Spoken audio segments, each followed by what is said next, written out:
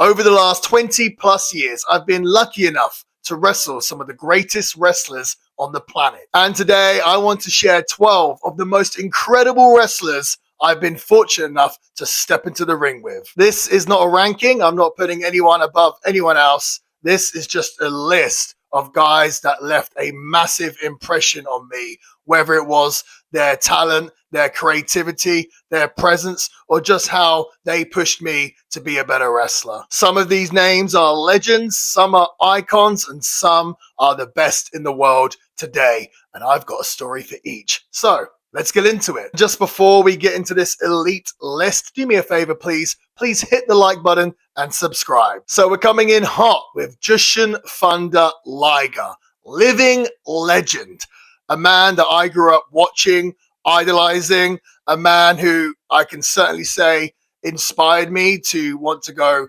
wrestle and compete in Japan. And I just remember the first time I saw Jushin Thunder Liger, I was mesmerized, and I just loved everything about him, from the character, the gimmick, his wrestling ability. To me, it seemed like there were no flaws in Jushin Thunder Liger. He could do everything. He could do technical wrestling. He could do high flying. He could do the Japanese strong style. He could do lucha libre. He could do everything in the ring. And from the moment I saw him, I just remember thinking, man, when I become a wrestler, when I'm older, I really want to get in the ring with Jushin Thunder Liger. And it's one of those things, because obviously we're very different generations. I never knew if it could be possible.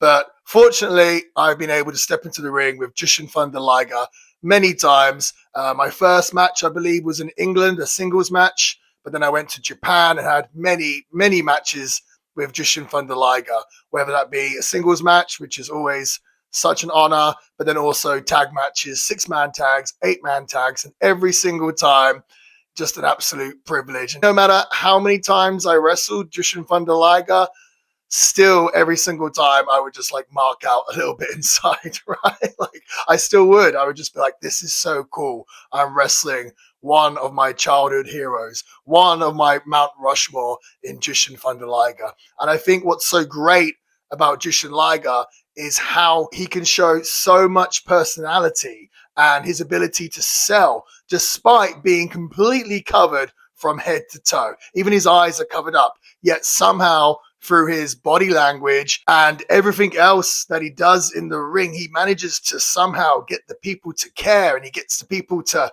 sympathize with him, and he shows that charisma, and it's a really hard thing to do without showing your face. So Jushin Thunder Liger, one of the greatest of all time. Next on the list, we have the phenomenal AJ Styles, another man that I grew up watching. I remember seeing AJ Styles for the first time on TNA Wrestling, I believe, and just instantly my mind was blown. I mean, he really is. He lives up to the gimmick, right? He is absolutely phenomenal. Was never really sure if I'd get the opportunity to wrestle him, but I did get to wrestle AJ, I want to say at least twice, maybe 3 times. I did a singles match with him for Rev Pro, and I also did a freeway with AJ Styles and Will Ospreay. Very underrated match, actually. That was also for Rev Pro, so I'd recommend that you go out and check that one out, because it was a great match. Doesn't get talked about enough. I just remember being in the ring with AJ and it just being like a light bulb moment, just how he would conduct the match and the way how everything just felt so easy, and I just knew that I was in there with such a pro. Honestly, when I was in the ring with AJ, I felt like, oh man, I feel like I'm just a pretend wrestler and he's a real wrestler. He was that good. He is that good. Also, when I first started training many, many years ago, I did drive 5 hours to Manchester to attend a training seminar with AJ Styles. So when I got the opportunity to wrestle him, maybe, I don't know, 10, 12, 13 years later, it was a really cool full circle moment. And just AJ in the ring with him. He's just the absolute best. I don't know if bell to bell, if there's ever been anyone quite as great as AJ Styles. Next, we have one of the greatest wrestlers of today's generation, Okada. Now, I got the opportunity to work in some tag matches with Okada, and then I've had the one big singles match with Okada at All in 2018.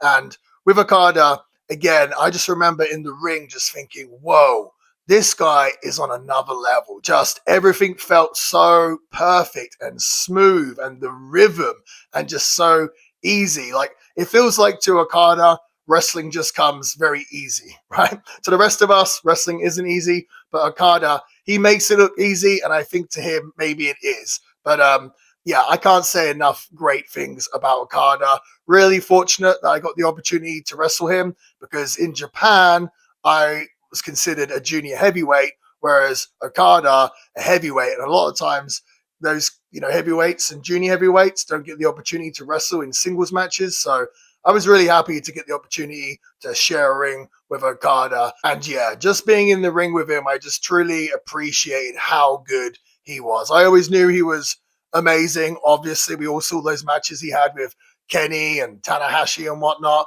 But then actually stepping into the ring with him, mine was blown. Just like, whoa, this guy is absolutely incredible. Moving on, we have El Generico, or as some people like to call him these days, Sami Zayn, I guess.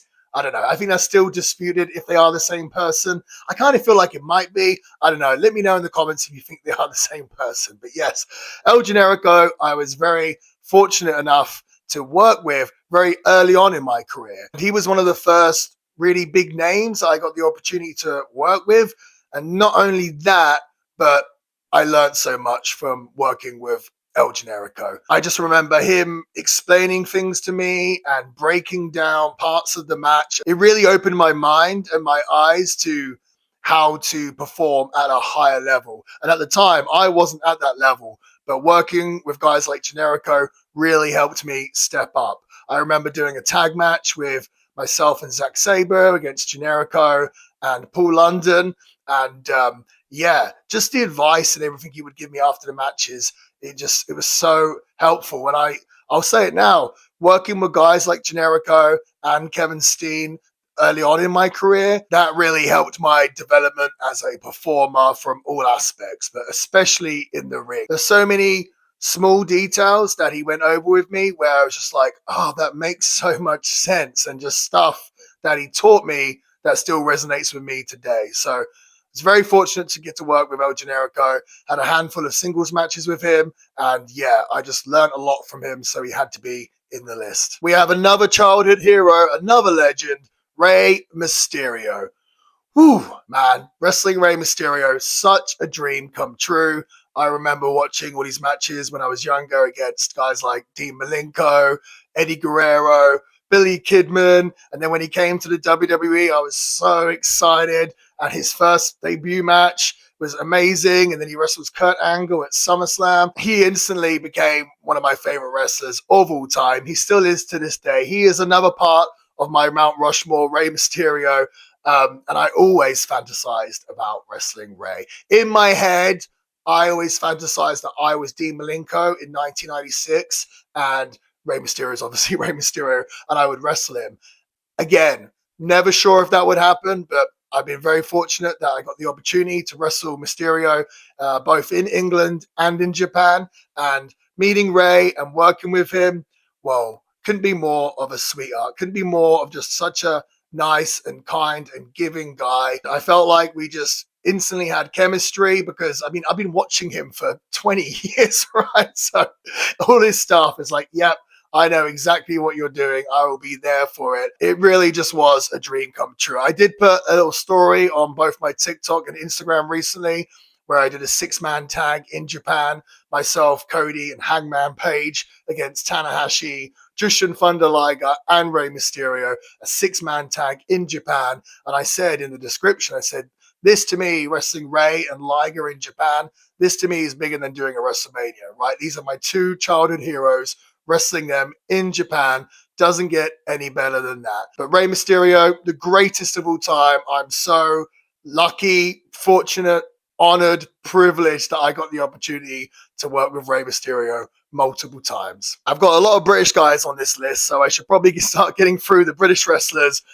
Zack Sabre Jr. Zack is someone that I pretty much started out with, wrestled with Zack so much in England and Europe, and then later on in America, in Japan. And Zack and I were a tag team for many years, and we came together through our love of British wrestling, specifically classic British wrestling, the world of sports style. We both loved that style of wrestling, and it was something that we wanted to do and emulate. We really shared that passion for the world of sport style of professional wrestling. And then every time I've been in the ring with Zack, it's just so much fun because I get to have such a different type of match and tell a different story when I wrestle Zack. And we get to do stuff that a lot of the audience may have never seen before because we're doing stuff that we learned back in England 20 odd years ago and stuff that the British wrestlers used to do back in the 70s. And then we're bringing it to the modern day and age and showing a new audience the British wrestling style. So that was always really cool. I remember wrestling Zack in one of the PWG Battle of Los Angeles, and we had like a 45-minute match, and just the whole time we're just having so much fun. And Zack, there's nobody like him. There's no one in the world that can do what Zack does. He has such a unique style. It's so exciting to watch. It's so interesting. So yeah, Zack Sabre Jr. for sure, gotta be on the list. Next up, we've got the SmackDown general manager, Nick Aldis. But before he was a general manager, Nick and I wrestled for years all over the world. What can I say about Nick? Nick, I feel maybe doesn't get enough credit for his in-ring work. I mean, I feel like he did when he was NWA champion, but now everyone is praising him for his work as the SmackDown general manager. And I think people may forget just how good Nick was as a professional wrestler. And I think what I loved so much about working with Nick was not just the story that we could tell inside the ring, but also the story that we could tell outside the ring. And Nick was always great for that. I think he was great at being able to tell real stories that the fans could really get their teeth into and believe. So working with Nick, always such a pleasure. And we had our big main event in 2019 for the NWA World Title, the Crockett Cup, and that to this day is still one of my favorite matches. So yeah, Nick, such a great wrestler. I really hope that he gets the opportunity to put the boots on and wrestle once again. Next, we have a man that I look up to as a mentor, the anarchist Doug Williams. Now, Doug is another man that I used to watch when I was young. I used to go to shows in England. And to me, Doug was always the star of the show. Doug was always such a treat to watch wrestle. He had that beautiful, unique, technical British wrestling style that just resonated with me so much. And I looked up to Doug and just thought he was the best wrestler in England. And funny enough, my first ever training session, my first ever pro wrestling class, the guest trainer that day was Doug Williams. And I got to meet him when I first started training. And it wasn't too many years later that I got the opportunity to step into the ring with him. And yeah, just Doug, so good. I really don't think he gets enough credit or appreciation. That's why I really want to make sure I brought him up in this video. To me, he was the start of bringing British wrestling back with the FWA and everything else. He laid the foundation so guys like myself and Zack and Will could do what we did. But without Doug Williams, there probably wouldn't be a Marty Scurll, a Zack Sabre, or Will Ospreay. So, Doug, if you're watching, love ya, and yes, one of the greatest wrestlers of all time. Rounding off the Brits, we have Will Ospreay, one of my arch rivals throughout my career, someone that I've wrestled all over the world, and I've wrestled maybe more times than anyone else. Will, I mean, what can I say about Will? We've all seen Will wrestle. You know how phenomenal he is. I'll say this. Every match I had with Will, despite me being more experienced, Will always just pushed me to be better. Okay. He just pushed me to take it to the next limit, to take it to the next gear, whatever you want to say. Will always helped me step up my game. There's matches with Will where you'll see me do things that you'll never see me do in any other matches, whether that be springboard Hurricane Ranas, whether that be deja vu DDTs, Essex Destroyers. Will had me doing all this crazy stuff, okay? But Will was so good that I trusted him, and together we just had such great in-ring chemistry. And I feel like those initial matches myself and Will had in England and in Germany, places like that, and even when we first came to the States for places like Evolve, and we did the WrestleCon Super Show, and then PWG, and then we got signed to Ring of Honor together. They really helped me get my break in wrestling and helped me take it to the next level. And I think without those matches, I don't know if I would have got my break. At least I wouldn't have got the break when I did, I don't think. But we had such good in-ring chemistry where people everywhere were talking about these matches. We got attention worldwide, and that really helped us climb up the ranks in the wrestling world. So always loved wrestling Will Ospreay, as much as it pains me to admit. Next, we have a man that I only wrestled maybe 4 or 5 times, but I had some really incredible matches with him. Hero versus villain. Of course, I'm talking about Chris Hero. Chris could do anything in the ring. He would refer to himself as a wrestling genius. And to be honest with you, yeah, I think he lived up to the name. You could ask Chris anything about wrestling, he would be able to tell you. You could ask Chris to show you any type of move or technique, and he would know how to do it. We just had such great matches. I remember the first Hero versus Villain match at Progress. We had a really great long match, and it was one of those matches that people still to this day, ask me about and talk about. And that's way over 10 years ago now. So we had that great match for Progress. We then did a rematch at York Hall, and Chris beat me this time by giving me the power driver off the top rope. That wasn't too pleasant. But yeah, I just felt like my matches with Chris were just really, really great. And I should go back and watch these matches. I've never gone back and watched them ever, because in my head, they were great, and I want to keep it that way. Okay, I don't want to watch them back, but it seems like the fans really enjoyed those matches. So if the fans are happy, I am happy. Next, we have someone that many of you may not realize that I've actually wrestled before. I'm talking about the American Dragon, Bryan Danielson. Now, I got the opportunity to wrestle with Bryan many times, very, very early on in my career. Now, I don't need to tell you guys how great of a wrestler Bryan Danielson is, right? You all know that he is one of the greatest wrestlers of all time. And very early on in my career, going on tour, I got many opportunities to wrestle Bryan. And I remember the very first time that I did, I was traveling to a show and I was stuck in traffic, okay? The show was maybe a 4 or 5 hour drive as it was, and I got stuck in traffic the whole entire time. To the point where I turned up to the venue and the first match was already going on, and I got told by the promoter, okay, you were supposed to be on first, but you've only got here now, so now you're on second, and you're on with Bryan Danielson, right? And you've got 5 or 10 minutes maybe to get dressed and get ready. And my mind was just like, what, right? Because I'd been watching Bryan Danielson on Ring of Honor, and I'd already looked up to him so much and just thought he was such an amazing pro wrestler. So yeah, little nerve-wracking, right? I'm like 3 or 4 years into wrestling, if that, and you're being told you're about to wrestle Bryan and you've only got 10 minutes to get ready. And I think this is actually the first time I'd even met Bryan. He came up to me, he said, hey, I guess it was me going over. I was a babyface at the time. And he said, hey, can you do a crossbody off the top? I said, yes, sir, I can. He goes, okay, for the finish, I'm going to climb up. I'm going to miss a crossbody. You climb up, give me the crossbody. 1, 2, 3. I said, yes, sir. He goes, okay, I'll see you out there. And that was that. And then we went out there and went on to have like a 20-minute match, right? And the whole entire time, I was so green. So all I did was just listen to Bryan. I'm pretty sure Bryan could have an amazing match with a broom. I mean, I know he definitely could. He absolutely could, right?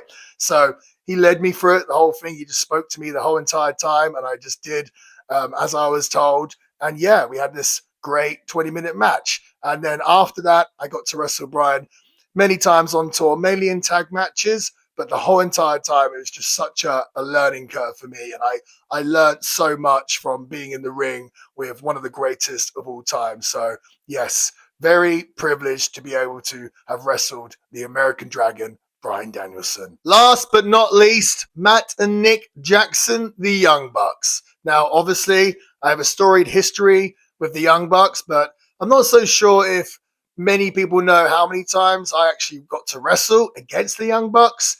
I do remember for the first time wrestling them in England, myself and Zach versus Matt and Nick. But then later in companies like PWG and Ring of Honor, I got the opportunity to wrestle with the Young Bucks a good handful of times. In fact, I'm pretty sure my PWG debut, I think, was a 6-man tag against the Bucks. And one of my first ever Ring of Honor matches was myself and Will versus the Young Bucks.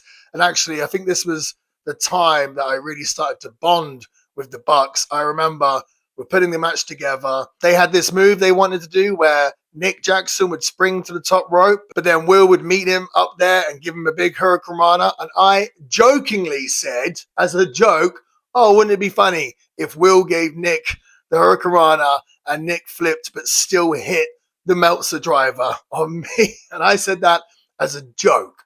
And the Bucks said, let's do it. Let's try it. I'm like, what? I don't think that's even possible. What are you talking about? And I remember Matt looked at me in the eyes and he said, Marty, do you want to have a great match or do you want to change the world? And I thought, whoa, these guys are my people. So guess what? We tried the spot and it worked. I say I didn't do anything. All I was doing was getting tombstoned, but they did the spot. It worked amazingly. Everyone was like, what the hell was that? And yeah, that was an idea that I came up with jokingly, but they still wanted to do it. But yes, the Young Bucks, just so creative. I think when I think of the Bucks, I just think of creativity because they always have so many ideas. They're always thinking out of the box. And when you're wrestling someone, that's what you want, right? You want these ideas. You want to do things that people haven't seen before. And the Young Bucks, they are two of the best to ever do it. One of the greatest tag teams of all time. And I feel very fortunate that I got so many opportunities to share a ring with them. So those are 12 of the best wrestlers I've ever stepped into the ring with. Honestly, this list could have been twice as long. Would you guys like to see me do a part 2?